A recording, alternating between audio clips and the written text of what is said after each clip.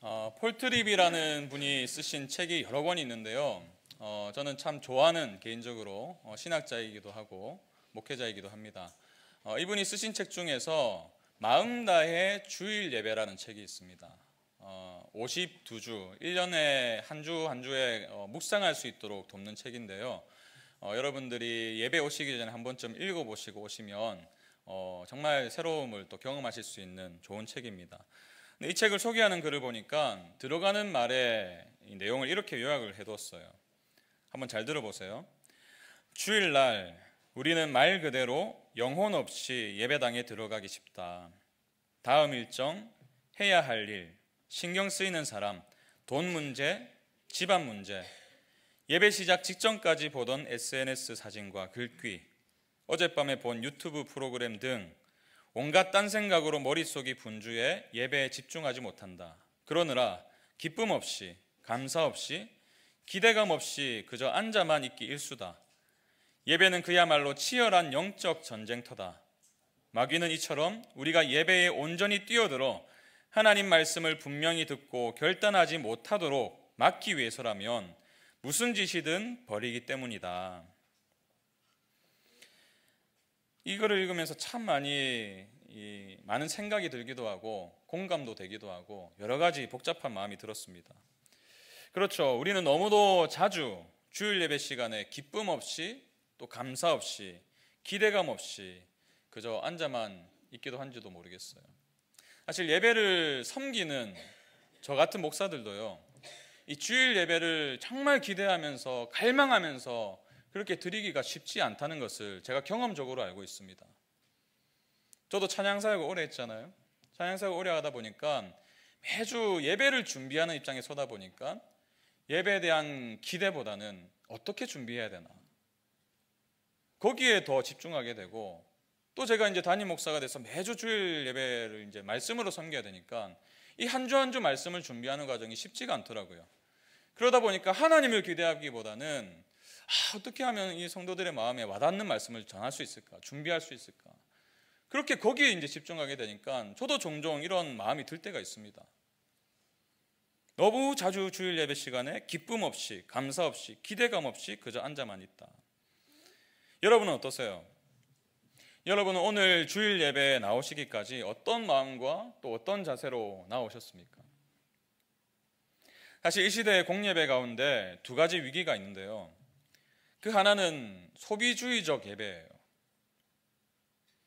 워낙 소비 문화가 우리의 삶의 전반에 흐르고 있기 때문에 이제는 예배도 개인의 취향과 개인의 만족에 따라서 좋고 나쁨이 결정되는 시대가 아닌가 싶습니다. 말씀드렸다시피 제가 오랫동안 한 교회에서 한 10년 정도 찬양 사역을 했네요. 그러다 보니까 얼마나 많은 성도님들의 피드백을 받았나 몰라요. 전도사님, 제가 전도사 시절부터 했으니까, 전도사님 새로운 곡 하려면 적어도 3주 이상 하셔야죠. 성도들이 못 따라갑니다. 목사가 되어서도요, 얼마나 많은 피드백을 들었나 몰라요. 물론 피드백이 나쁜 것이 아닙니다. 저는요, 바라기는 우리 교회 예배에 참여하시는 우리 성도님들이 정말 하나님을 예배하는 데 집중할 수 있고 도움이 될 수만 있다면 무슨 일이든 하고 싶어요. 무슨 의견이든 수용하고 싶습니다. 수정해 나가야 될 필요가 있어요. 우리 예배가 더 좋아져야 돼요. 점점 좋아져야 됩니다. 그런 면에서요, 저도 말씀을 전하고 그 다음에 교역자들에게 종종 물어봐요. 오늘 설교 좀 어땠니? 그리고요, 이 예배가 마치고 나서 집에 가잖아요. 정말 객관적으로 평가해주는 한 사람이 계십니다. 저희 아내도 이런 평가를 해줘요. 오늘 말씀이 너무 길었던 것 같다. 그래서 집중이 안 되더라. 그러면 또 수정을 하죠. 더 어떻게 하면 좀 더 선명하게 전할 수 있을까? 어떻게 하면 좀 더 간결한 문장을 사용할 수 있을까? 뭐 고민을 하게 되죠. 고민을 하니까 좋아질 수도 있고 성장할 수 있는 기회가 있는 거예요. 근데 그런 마음도 드는 반면에 한편으로 저에게 이런 마음도 드는 겁니다. 예배의 1차적인 목적이 뭐죠? 하나님께 영광을 돌리는 것인데, 만약에 그렇다면 우리는 얼마나 자주 나의 필요라는 기준으로 예배를 평가하고 있는 것은 아닌가. 찬양 선곡이 마음에 들지 않는다든지, 찬양팀의 복장이 왜 저러냐든지, 표정이 왜 저러냐는지 우리 찬양팀 보고 말하는 거 아니니까 상처받지 마시기 바랍니다. 오늘 찬양대는 막 음정도 안 맞고 하여튼 그런 이제 마음들이 들면 그런 평가를 어떤 잣대를 가지고 예배를 드리면요 예배가 집중이 안 돼요. 저한테 직접적으로 말씀하신 분들이 사실 거의 없어요. 근데 오늘 박재진 목사님 설교가 왜 저렇지? 은혜가 안 되네. 분당에 있는 이시성을 가진 다른 목사님은 뭐 매주 은혜로 와가지고 매 예배 때마다 눈물을 흘렸는데 여러분 유튜브에 들어가 보세요. 지금 이 시간에도요 실시간으로 모든 교회들이 다 생중계를 하고 있어요. 성도들이 온라인 예배에 익숙해져 있다 보니까 옆에 뜨잖아요. 실시간으로 다른 교회 영상들이. 이 교회 클릭해보고 조금 듣다가 이 목사님 별로네, 저 교회 들어볼까 선택하고 예배도 소비하는 시대가 되었어요. 예배 중심인 하나님이 사실 보이지 않습니다. 나의 느낌, 또 내가 은혜 받는 거, 그게 더 중요해요. 내가 늘 눈물을 흘리면서 은혜를 받으면 좋은 예배고 그렇지 못하면 전혀 감동이 없거나 감격이 없으면 좋은 예배가 아닌 거예요. 이것이 위기예요. 그런가 하면 또 다른 위기가 있는데요, 형식적인 예배입니다. 이건 굉장히 오래된 위기예요. 사실 아까 전에 소개해드린 폴 트립이 말한 것처럼 이 기대감 없이 그저 앉아만 있는 것이죠. 찬양을 부르라니까 부르고 일어서라니까 일어서고 앉으라니까 앉고 영적인 감각을 다 잃어버린 채 형식만 남아버린 예배가 얼마나 많아요. 사실 하나님께서 이스라엘을 책망하신 여러 가지 이유가 있었는데 그 중에 하나가 바로 이것이 아닙니까? 형식만 남은 껍데기 예배. 그래서 이사야 선지자를 통해서 이렇게 말씀하셨잖아요. 이사야서 1장 12절 보세요. 너희가 내 앞에 보이러 오니 이것을 누가 너희에게 요구하였느냐? 내 마당만 밟을 뿐이니라. 예배는 드려요. 형식은 다 갖추고 있습니다. 뭐 찬양팀도 좋고 뭐 여기 LED 전광판 쫙 깔려 있고 예배당 화려하고요. 형식은 다 있는데 정작 중요한 마음이 빠진 거예요. 하나님을 향한 기대가 빠진 거예요. 그러니까 늘 마당만 밟고 가는 거예요. 하나님 만나지 못하고 마당만 밟고 가는 겁니다. 그래서 주님도 종교 지도자들, 그때 당시에 형식만 가지고 예배를 드렸던 종교 지도자들을 책망하시면서 이렇게 말씀하시잖아요. 이 백성이 입술로는 나를 공경하되 마음은 내게서 멀도다. 사람의 계명으로 교훈을 삼아 가르치니 나를 헛되이 경배하는도다 하였느니라. 이사야 선지자의 말을 인용하시면서 그 당시에 종교 지도자들에게 이렇게 책망하신 거잖아요. 입술로는 나를 공경하는데 마음은 내게서 멀도다. 찬양을 하는데 전혀 마음이 없어요.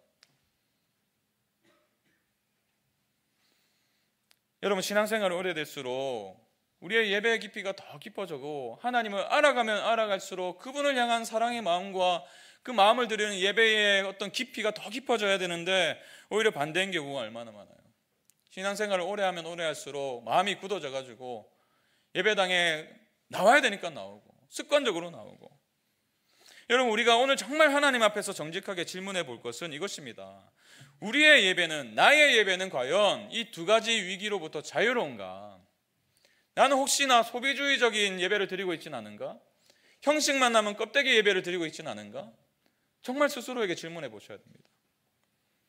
이런 면에서 우리는 필립 얀시가 한 말에 귀를 기울여 봐야 됩니다. 한번 읽어드릴게요. 교회가 존재하는 주된 이유는 즐거움을 제공하거나 약한 모습을 받아주거나 자존감을 세워주거나 우정을 북돋는 게 아니고 하나님을 예배하는 것이다. 교회가 존재하는 주된 이유는 하나님을 예배하는 것이다. 그 일에 실패하면 교회는 실패하는 것이다. 사역자, 음악, 성례, 기타 예배의 부속물은 예배자들을 하나님과 만나게 해준다는 궁극적인 목표를 떠받치는 보조장치일 뿐이다. 행여 그 사실에 의구심이 들면 나는, 필립 얀시는 다시 돌아가 구약을 읽는다. 제가 이 부분을 읽으면서요, 우리에게 필요한 것이 어쩌면 이것이 아닌가 싶었어요. 은혜의 시대를 살고 있습니다. 은혜로 용납받는 시대를 살고 있어요. 그러다 보니까 예배가 가진 본질적인 가치를 우리가 놓치고 사는 것은 아닌가. 그래서 이런 면에서 우리도 다시 구약으로 돌아갈 필요가 있습니다. 그 예배의 영광과 예배가 가진 무게와 그 가치들을 다시 한 번 더 우리가 인식하고 이 은혜를 누리며 살아가야 될 필요가 있다는 것입니다. 여러분, 우리는 최근에 계속해서 큐티 말씀을 통해서 출애굽기 본문을 묵상하고 있습니다. 특히 성막을 만들고 제사장을 세우는 과정을 통해서 이 하나님께서 얼마나 예배를 소중하게 여기시는지를 보고 있어요. 이런 면에서 오늘 우리에게 주신 이 본문은 우리에게 예배가 가진 가치를 구체적으로 보여주는 본문입니다. 제가 이 본문을 묵상하면서 발견한 한 가지 명제가 이거예요. 오늘 설교 제목이기도 하죠. 예배는 하나님을 만나는 시간이다. 예배는 하나님을 만나는 시간입니다. 한 교수님의 말씀처럼 예배는 삼위일체 하나님과 나와의 서로 간에 주고받는 교제예요. 예배 중에서 우리는 하나님과 우리가 정말 아름다운 연합을 이룰 수 있는 시간인 것입니다. 만남이에요. 정말 우리가 이 명제에 동의를 한다면 우리의 예배는 어떻게 달라져야 될까요? 저는 지금 이 시간이, 이 예배 시간이 정말 하나님을 만나는 시간이고 또 구체적으로 어떤 만남의 시간인지를 본문을 통해서 같이 살펴보면서 조금 느슨해졌던 우리의 마음, 또 형식적으로 소비주의적으로 드렸던 우리의 예배가 있었다면 새로워지길 간절히 소망합니다.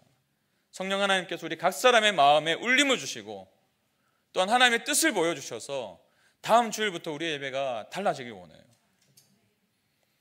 여러분, 예배는 하나님을 만나는 시간입니다. 그렇다면 어떤 만남일까요? 첫 번째가 이것입니다. 예배는 하나님이 준비하신 만남이에요. 예배는 하나님이 준비하신 만남입니다. 출애굽기 전체의 내용을 보시면요, 25장부터 시작해서 하나님께서 모세를 통해서 이스라엘 백성에게 지침을 주시는데 어떤 지침을 주시는가 하면 성막을 지으라, 그리고 성막을 짓고 성막 기구들을 만들라는 지침을 주세요. 그리고 28장과 29장은요 제사장의 의복에 대해서 말씀하십니다. 제사장을 세우는 위임식에 관해서 말씀하세요. 이러한 지침들을 왜 주셨을까요? 예배를 위해서죠. 예배는 뭐라고 했죠? 하나님을 만나는 시간이에요. 다시 말해서 이러한 지침들을 주신 목적이 무엇입니까? 하나님께서 그들을 만나길 원하셨기 때문이에요. 그리고 한편으로 우리가 이 사실을 통해서 알 수 있는 것은 무엇인가? 예배는 그렇기 때문에 우리가 만들어낸 무언가가 아닙니다. 하나님께서 주신 지침이고요, 하나님께서 고안하신 방법이에요. 하나님과 죄인된 우리를 만나게 할 수 있는 하나님이 만드신 방법이라는 거예요. 다시 말해서 하나님께서 직접 준비하신 만남이라는 사실입니다. 오늘 본문마다도 그렇죠. 1절을 보세요. 이제 28장에서 제사장의 의복에 대해서 쭉 말씀하신 다음에 29장 1절입니다. 내가 그들에게 나를 섬길 제사장 직분을 위임하여, 그들이 누구죠? 아론과 그의 아들들이죠. 이제 그들을 구별하여서 제사장 직분을 위임하시겠대요. 그들을 거룩하게 할 일은 이러하니, 그러면서 그 제사장을 세우기 위한 과정들을 쭉 말씀해 주십니다. 성막을 지으라고 명하신 다음에 이 성막을 섬기고 이스라엘 백성이 하나님을 만날 수 있도록 돕는 그 제사장들을 세우라고 말씀하시면서 그들을 세우시는 방법을 29장 전체를 통해서 말씀하시는데요, 위임식을 위해서 흠없는 제물이 필요하다 말씀하시고, 제사장들을 회막문으로 데리고 가서 물로 씻기라고 말씀하시고, 준비된 의복을 입히고 머리에 관을 씌우고 머리에 기름을 부으라고 말씀하십니다. 여러분, 이 모든 준비의 과정은 모세의 머리에서 나온 게 아니에요. 하나님께서 주신 지침들이에요. 하나님께서 고안하신 방법이었습니다. 하나님께서 이스라엘을 만나기 위해서, 그 만남을 위해서 친히 준비하신 거예요. 그리고 이 만남을 위해서 얼마나 세밀하게 준비하셨는지를 우리가 지금까지 성막에 관한 기구들을 묵상해 왔잖아요. 지난주 우리 다락방 공과에서도 다루듯이 이 진설병을 놓는 상 하나만 봐도 그래요. 얼마나 세밀하게 지침을 주십니까? 길이도 다 말씀해 주시고요, 나무도 골라주세요. 조각목으로 만들고 옮길 수 있게 편하도록 이 뜰채도 만들어가지고 고리도 만들고, 얼마나 디테일하세요 하나님. 제가 이런 본문들을 묵상하면서 이런 생각이 들더라고요. 예전에는 이런 생각이 한 번도 안 들었었는데 제가 이제 예배라는 관점에서 이 본문을 묵상하니까 이런 마음이 들었습니다. 하나님께서 얼마나 우리를 소중하게 여기시는가, 하나님께서 얼마나 이 만남을 소중하게 여기시는가. 여러분 생각해 보세요. 여러분 댁에 손님을 초대한다고 한번 생각해 보세요. 그 만남을 위해서 얼마나 많은 것들 준비하시겠어요? 그리고 초대받은 그 사람이 나에게 소중하면 소중할수록 더 세심하게, 더 마음을 쏟아서 준비할 것입니다. 제가 종종 성도님들 가정에 이제 방문해서 신방을 가게 되면 사전에 전도사님을 통해서 꼭 한 가지 부탁드려요. 뭘 부탁드리냐면, 성도님 제발 부탁이니까 아무것도 준비하지 마세요. 물 한 잔이면 족합니다. 제가 오늘로서 모든 성도님들에게 광고하는 거예요. 여러분들의 가정을 신방하게 될 때에 아무것도 준비하지 마세요. 괜찮으니까. 근데요, 그렇게 간곡하게 부탁을 드렸는데 막상 가보면요, 차려져 있어요. 뭐가 간식이 준비되어 있고. 그러면 제 마음이요, 괜히 부담을 드린 것 같은 죄송함이 있고, 또 한편으로는 정말 성도님들이 이 연약한 자를 소중하게 여기시는구나, 그런 마음이 드니까 감사한 마음도 있어요. 물론 감사함이 있지만 다시 한번 말씀드립니다. 물만 준비하세요. 물만. 아무튼 우리는 우리에게 소중한 사람일수록 그 만남을 위해서 마음을 쏟으며 준비하게 되죠. 이런 생각이 드니까 이 본문이 그냥 읽혀지지가 않는 거예요. 이렇게까지 세밀하게 준비하셨다면, 아니 하나님께서 얼마나 이 만남을 소중하게 여기시는 것인가, 우리를 만나는 시간을 얼마나 귀하게 여기시는 것인가. 여러분 이렇게 생각이 드니까 그런 만남의 자리에, 그 준비하시고 세밀하게 준비하신 그 만남의 자리에 가는 저와 여러분의 태도가 어떠해야 하는지 거기까지 생각이 미치게 되더라고요. 여러분 생각해 보세요. 만약에 여러분이 초대한 분을 생각해서 막 청소도 하고 평소에 막 먼지가 쌓여 있었는데 손님 오신다니까, 저도 성도들 댁에 가면요 항상 깨끗해요. 집이. 모든 성도님들 다 그래요. 지저분한 집이 없어요. 다 청소를 하시는 거죠. 손님 오시는 거니까 청소도 하고 뭐 음식도 이것저것 다 차려두고 이렇게 만발의 준비를 하고 다 기다리고 있는데, 그 손님이 제 시간에 안 오는 거예요. 1시간 뒤에 도착하겠다고. 꽤 왔는데 뚱한 표정으로 앉아 있는 겁니다. 준비하신 여러분의 마음이 어떨까요? 여러분은 이 만남을 위해서 평소에 아껴뒀던 옷도 차려입고 머리도 단정하게 꾸미고 그렇게 이제 초대받은 사람을 위해서 준비를 했는데, 막상 초대받은 사람이 오는데 추리닝을 입고 오고 슬리퍼를 질질 끌고 왔다고 생각해 보세요. 대화를 나누는데요, 대화 나누는 내내 이렇게 팔짱을 끼고 있어요. 다리를 꼬고 있습니다. 하품을 해요. 대화를 지금 나누고 있는데 시계를 계속 봐요. 그럼 여러분 그 만남을 정말 마음을 쏟아서 준비하셨다면 여러분의 마음이 어떠실 것 같으세요? 여러분 이런 면에서 우리의 예배를 좀 돌아볼 필요가 있습니다. 예배는 뭐라고 했죠? 하나님을 만나는 시간이에요.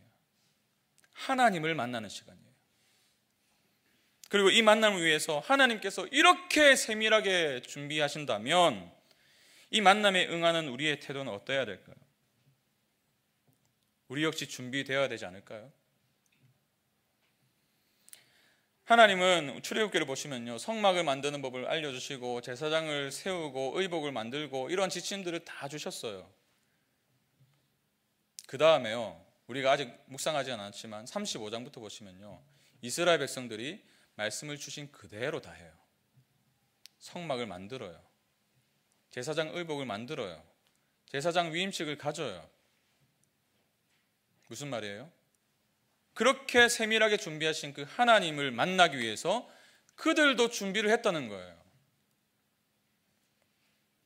여러분, 우리의 신앙의 선배들은 얼마나 마음을 다해서 주일 예배를 준비했는지 모르겠습니다. 토요일 저녁이 되면 하나님께 드릴 헌금을 미리 준비하던 어머니들이 계셨어요. 이 헌돈을 하나님께 드리면 안 된다 해서 전날에 은행 가가지고 신권으로 바꾸어지고 빳빳한 새 돈을 드려야 된다고. 그럴 여유가 없으신 분들은 하루 전날에 다리미로 지폐를 다리신 분들도 계셨어요. 저희 어머니만 해도요, 주일 예배를 위해서 토요일 저녁에 그렇게 기도를 하셨어요. 예배 전반에 대해서 찬양팀을 위해서도 그렇고 찬양대를 위해서도 그렇고 목사님 설교를 위해서도 그렇고 여러분 그렇게 기도하러 준비한 예배와 아무것도 준비되지 않은 채 온 예배가 어떻게 같을 수가 있겠습니까? 여러분 서두에 제가 소개해드린 책 마음 다해 주일 예배의 부제가 있는데요. 부제가 이렇습니다. 준비하고 함께하는 만큼 은혜롭다. 여러분의 어제는 어떠하셨나요?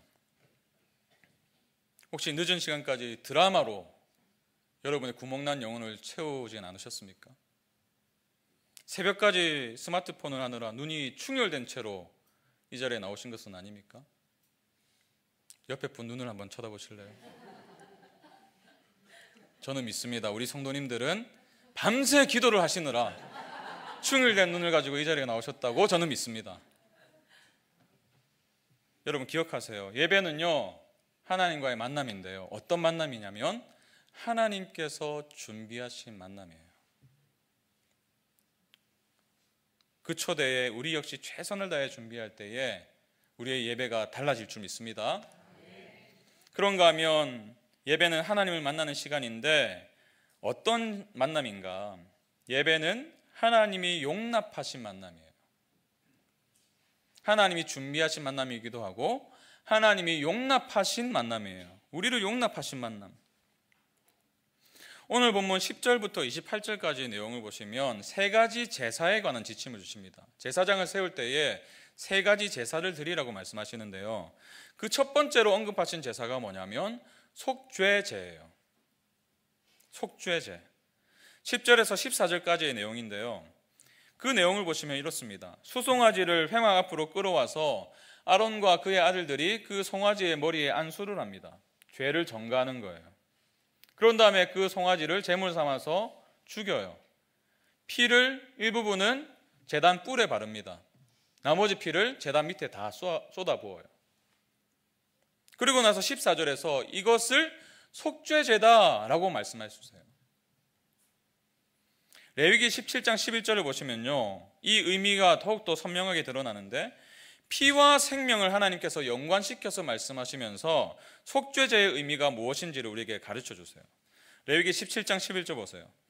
육체의 생명은 피에 있음이라 내가 이 피를 너희에게 주어 제단에 뿌려 너희의 생명을 위하여 속죄하게 하였나니 생명이 피에 있으므로 피가 죄를 속하느니라. 제물의 생명값으로 인간의 죄가 씻김을 받는 거예요. 이게 속죄제의 의미예요. 여러분 제사장을 세우는 과정에서 가장 먼저 속죄제를 언급하신 것은요, 이 제사장들도 역시 죄 많은 인간이었기 때문입니다. 그래서 반드시 자신들을 위한 속죄가 필요했기 때문이에요. 왜 그럴까요? 모든 인간은 그 누구도 착한 사람이든 뭐 잘생긴 사람이든 상관없이요, 모든 사람은 죄로 인해서 하나님을 만날 수 없게 되었기 때문이에요. 죄의 문제를 해결하지 않고서는 하나님을 만날 수 없었기 때문입니다. 로마서 3장 23절이 말씀하죠. 모든 사람이 죄를 범하였음에 하나님의 영광에 이르지 못하니. 그렇기 때문에 그 어떤 사람이라도 하나님을 만날 수 없게 된 거예요. 죄 때문에. 그러나 하나님은 속죄제를 통해서 제물의 피로 사람의 죄를 씻기시는 그 과정을 통해서 사람을 용납해 주신 거예요. 용납하시고 만나 주시는 것입니다. 여러분 그래요. 예배는요, 하나님이 용납하신 만남이에요. 속죄가 없이는 절대로 만날 수 없는 그 하나님을 그분이 베푸신 용납의 은혜로 말미암아 비로소 만날 수 있게 된 겁니다. 이게 예배예요. 그리고 이제 이 놀라운 용납의 은혜가 우리 모두를 향해 있습니다. 제사장을 세우기 위해서 수송아지에게 안수를 하여서 그 제물을 잡은 피로 말미암아 용납되었던 그 일이 이제 우리의 영원한 제물로 이 땅에 오신 예수님 안에서 일어난 거예요. 그래서 바울은 이렇게 선포하죠. 로마서 3장 23절 24절. 모든 사람이 죄를 범하였음에 하나님의 영광에 이르지 못하더니 이것이 우리의 기본값입니다. 하나님을 만날 수 없는 존재였어요. 그러나 그리스도 예수 안에 있는 속량으로 말미암아 그분이 생명을 들이심으로 말미암아 하나님의 은혜로 값없이 의롭다 하심을 얻은 자 되었느니라. 그래서 하나님을 만나게 된 거예요. 그리스도 안에 있는 속량으로 말미암아 하나님의 은혜로 값없이 의롭다 하심을 얻게 되었다. 여러분, 그래서 오늘의 예배가 가능한 것입니다. 그래서 오늘 이 예배를 통해서 여러분이 하나님을 만날 수 있게 된 거예요. 여러분, 하나님이 용납하시는 은혜는요, 우리 편에서는 값없는 거예요. 말 그대로 값없는 것입니다. 우리는 이 만남을 회복하기 위해서 어떠한 것도 할 수 없었어요. 어떠한 값도 치를 수 없었습니다. 우리가 하는 모든 시도는 다 죄였기 때문에 도저히 우리의 능력으로는, 우리의 지혜로는 이 멀어진 하나님과의 관계를 회복할 길이 없었어요. 이런 의미에서 우리는 값없이 의롭다 하심을 얻었어요. 하나님의 은혜로. 근데 여러분, 우리가 반드시 기억해야 될 것은 이것입니다. 하나님의 편에서는요, 값없이 주신 게 아니에요. 하나님은 우리를 용납하기 위해서 엄청난 값을 치르셨습니다. 바로 하나뿐인 아들을 제물 삼으셔서 죽이셔야만 하셨어요.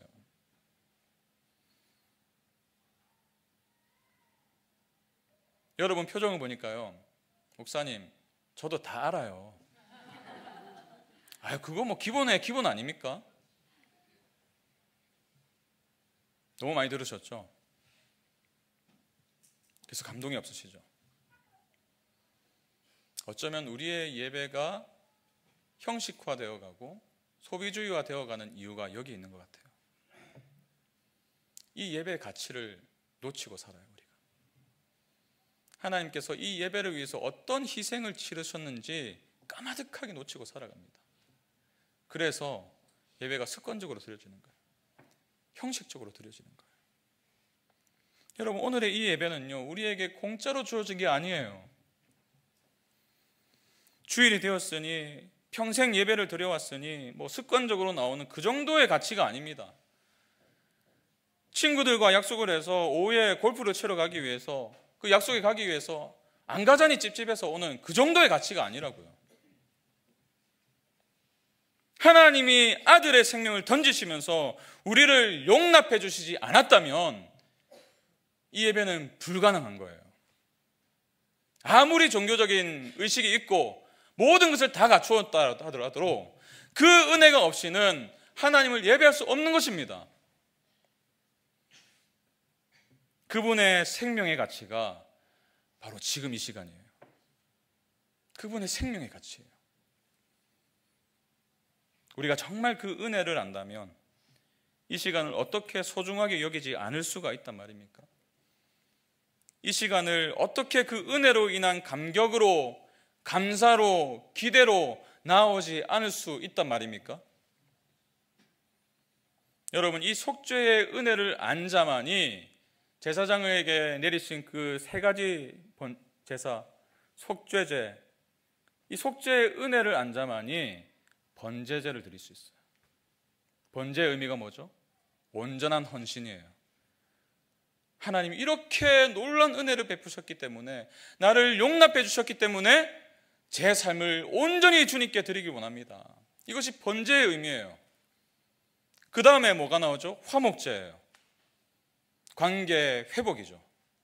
만나주시는 은혜를 누리는 거죠. 여러분, 이것이 예배입니다. 이것이 매주 여러분이 앉아 계신 이 시간에 하나님께 드려야 될 우리의 고백이에요. 제가 지난 목요일에 몇몇 가정을 신방했습니다. 그중 한 가정에서 본 장면이 그 목요일 이후로요, 제 마음에 계속해서 남아있어요. 너무 선명하게 남아있어요. 우리 교회에서 가장 연세가 많은 어른 중에 한 분입니다. 연로하셔가지고 기력이 없으셔서 우리 교회가 개척한 이후 우리 교회 성도이시지만 한 번도 예배당에 나오실 수가 없었어요. 그래서 제가 매년 이맘때쯤 되면 가정에 방문을 해서 위로도 해드리고 기도도 해드리거든요. 근데 제가 이번 주에 가니까요, 권사님 방에 들어가게 되었어요. 방에 들어가니까 방바닥에 막 종이가 깔려 있는 거예요. 종이를 가만히 봤더니 시편 23편이 써 있어요. 그 찬송가 가사가 써 있어요. 그래서 제가 따님에게 여쭤봤어요. 이게 뭐냐고. 그 따님이요, 그 가사를, 그 시편 23편을 막대기로 딱 짚어가면 그 권사님이 그 말씀을 읊어가시는 거예요. 찬송가 가사를 바닥에 두고 그것을 짚어가시는데요, 그것을 찬양을 하시는 거예요. 그러면서 같이 찬양하자고 그 따님이요, 짚으시니까 귀도 잘 안 들리시고 허리도 굽으신 그 어른이 기력이 막 목소리가 쩌렁쩌렁하게 찬양을 하시는데요, 이런 찬양하시는 거예요. 예수 나를 위하여 십자가를 질 때 세상 죄를 지시고 고초당하셨네. 예수님 예수님 나의 죄 위하여 보배 피를 흘리니 죄인 받으소서. 그 목소리로 1절부터 4절까지 쭉 불러가시는데 얼마나 제가 옆에 앉아서 눈물이 나는지, 눈물을 참느라고 혼났어요. 그 따님도 울먹거리면서 짚어가시고 저도 울고, 저는 그 순간에 이런 마음이 들더라고요. 우리 사랑하는 권사님이 비록 여러 가지 형편으로 인해서 주일 예배에 함께 나오지 못하고 있는 상황이지만 저는 확신이 들더라고요. 우리 권사님은 정말 하나님께서 자신을 용납해 주신 그 은혜를 알고 계시구나. 그 은혜를 감사하면서 예배를 드리고 계셨구나.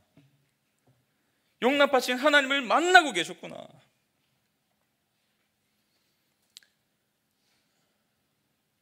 여러분은 언제 십자가를 생각할 때 눈물을 흘리셨습니까? 언제 예배당에 나와서, 이 주일 예배 시간에 나와서 십자가를 묵상하면서 눈물을 흘리셨습니까? 예수님 예수님 나의 죄 위하여 보배 피를 흘리니 죄인 받으소서. 이 고백이 회복될 때 저와 여러분의 예배가 회복될 줄로 믿습니다. 그래요 여러분, 예배는 하나님을 만나는 시간인데요, 하나님이 준비하신 만남이고 하나님이 우리를 은혜 가운데 용납하신 만남이에요. 근데 여기서 드는 질문이 있죠. 왜 이렇게까지 하셔야만 했을까? 왜 우리를 만나는 그 과정을 위해서 이렇게까지 하셔야만 했을까? 근데 제가 본문을 쭉 묵상하면서요, 너무나 하나님의 마음이 느껴져서 42절에서 46절까지 말씀을 보시면 그 목적을 기록해 두셨어요. 왜 이스라엘에게 성막을 짓게 하셨고 왜 제사장을 세우라 하셨는지. 42절을 보세요. 이는 너희가 대대로 여호와 앞 회막문에서 늘 드릴 번제라. 내가 거기서 너희와 만나고 내게 말하리라. 내가 거기서 너희와 만나고. 43절은 어떤가요?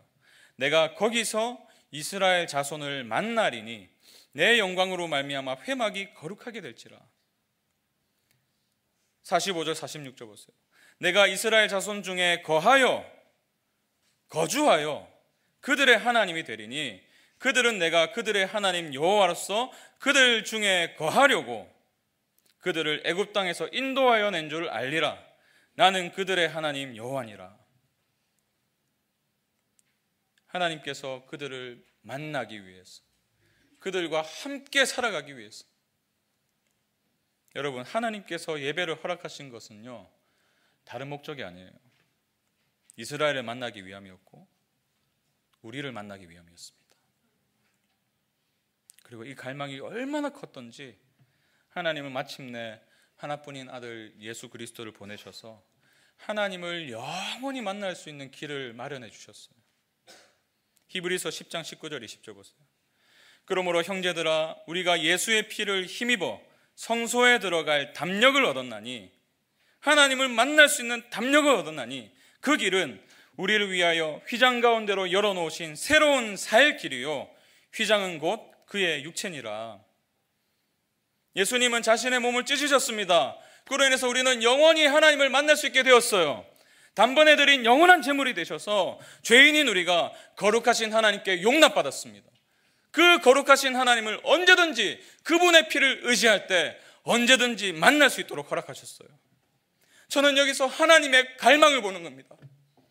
하나님의 간절한 갈망을 보는 거예요. 얼마나 우리를 만나길 원하셨으면.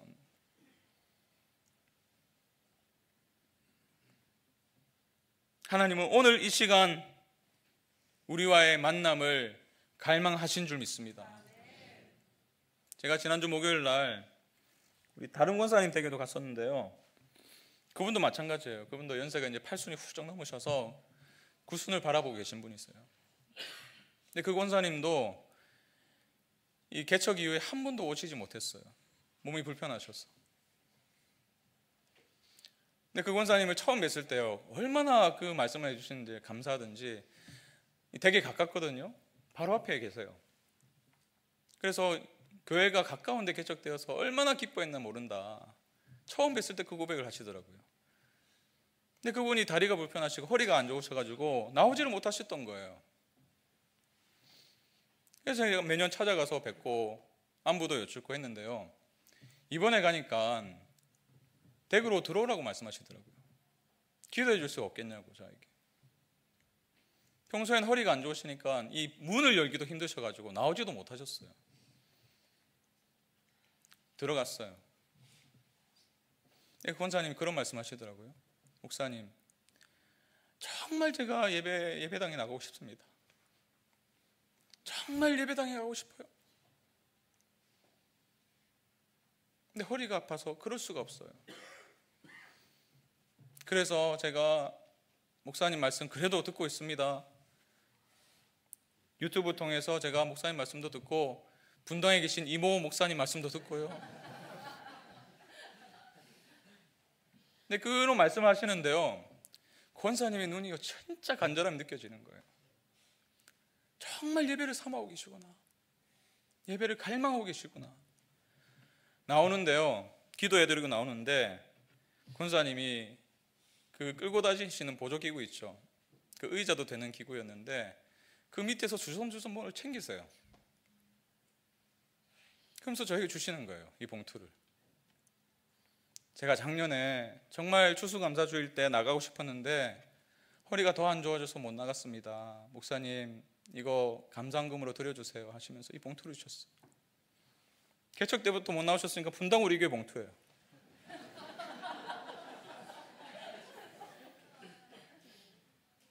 저는 이 헌금을 받는데요, 제 예배를 돌아보게 되더라고요. 목사로 살아가면서 난 정말 하나님을 향한 갈망이 있었나? 이 주일 설교 준비하는 거에 매워가지고 이 즐거움을 놓치는 것은 아닌가? 그런 생각이 들더라고요. 여러분, 하나님은요, 우리의 예배를 갈망하십니다. 이 예배를 통해서 여러분을 만나기를 정말 갈망하세요. 우리 주님 다시 오실 그날에 우리는 요한계시록에 기록된 영원한 예배에 함께 동참하게 될 거예요. 예배가 뭐라고 했죠? 하나님을 만나는 시간이에요. 그 하나님을 만나는 그 시간이 영원토록 이어질 것입니다. 근데 그게 먼 미래의 일이 아니에요. 물론 미래에 완전히 그 일이 일어나겠지만 우리는 그 미래의 예배를 오늘 이 시간으로 끌고 올 수 있을 줄 믿습니다. 왜냐고요? 하나님은 오늘도 여기 계시거든요. 하나님은 오늘도 그 갈망으로 우리를 만나고 싶어 하시거든요. 여러분, 이 기대를 가지고, 이 갈망을 가지고 다음 주부터 예배 자리에 나오시는 우리 모든 성도님 되시기 축복합니다. 우리 오늘 말씀 생각하시면서 이 찬양을 주님께 드리면서 우리의 마음을 좀 고백했으면 좋겠습니다. 주님, 예배 때마다 우리가 주의 얼굴을 구하는 예배가 되게 해주십시오. 주님의 임재를 사모하는 예배가 되게 해주십시오. 내가 주님 앞에 홀로 섭니다. 주님을 경배하기 원합니다. 이러한 갈망과 기대감을 가지고 예배당에 나온 우리 모두가 되길 원합니다. 이러한 마음을 가지고 우리 함께 고백하며 나갑시다. 주의 아름다움은 말로다. 주의 아름다움은 말로다. 영원할 수 없고 주님의 그 놀라우심은 표현할 수가 없네. 다 표현할 수가 없네. 누가 그 지혜를 깨닫고 누가 깊은 사랑 증량할까. 보좌에 앉으신 주의 위 아름다우신 주님, 우리 주님을 바라보며 고백합니다. 내가 주를 경외함으로 주님 앞에 홀로 섭니다. 찬양 받으시기 합당한 거룩하신 내가 주를 경외함으로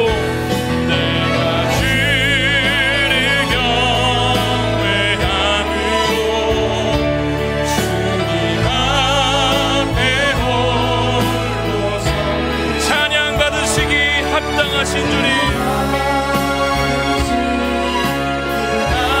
합당한 거룩한 우리 한 번 더. 내가 주를 경외함으로 내가 주를 경외함으로 주님 앞에 홀로 섭니다. 찬양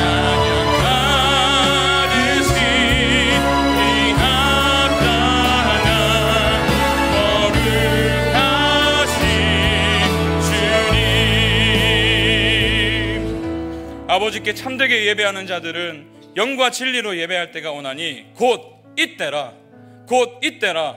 아버지께서는 자기에게 이렇게 예배하는 자들을 찾으시느니라. 하나님은 영이시니 예배하는 자가 영과 진리로 예배할지니라. 주님, 이 예배가 우리 각 사람에게 회복되길 원합니다.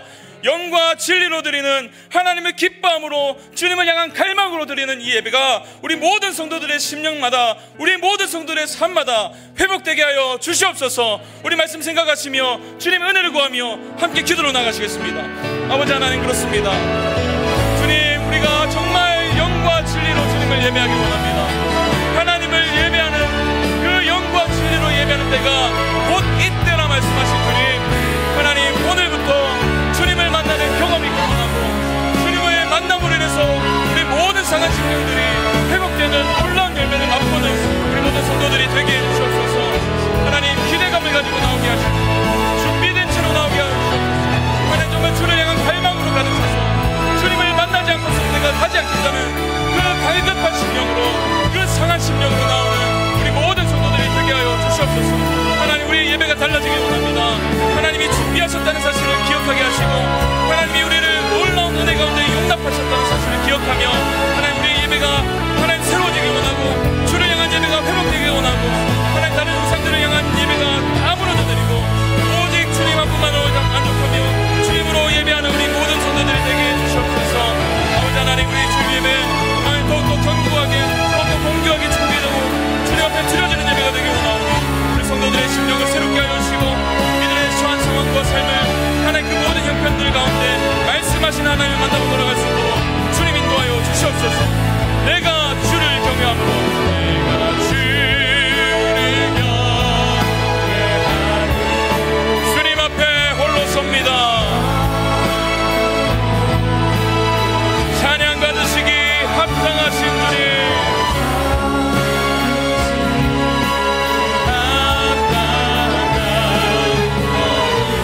자리에서 일어나셔서 다시 한번 내가 주를 경외함으로 주를 경외함으로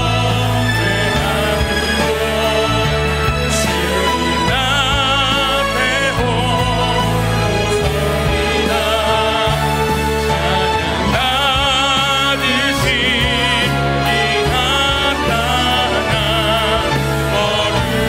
거룩하신 이곳에 오셔서, 이곳에 오셔서 이곳에 앉으소서. 이곳에서 드리는 예배를 받으소서. 주님의 이름이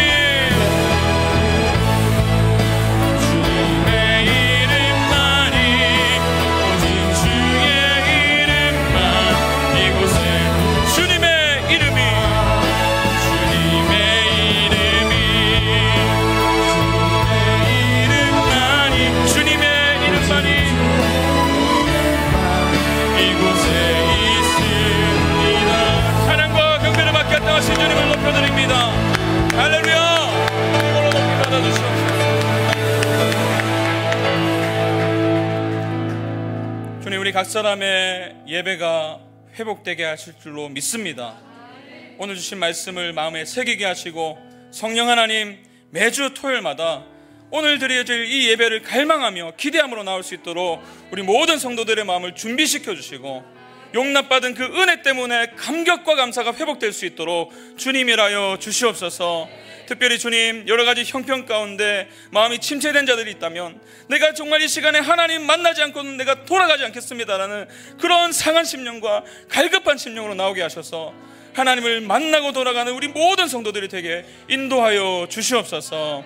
이제는 우리 주 예수 그리스도의 은혜와 하나님의 사랑과 성령 하나님의 은혜 주심이 예배의 주인 되시는 하나님을 기쁨으로, 기대함으로, 감사함으로 만나기를 사모하는 기쁨이 되는 교회 모든 성도들에게 이제부터 영원까지 함께 하시기를 간절히 축원하옵나이다.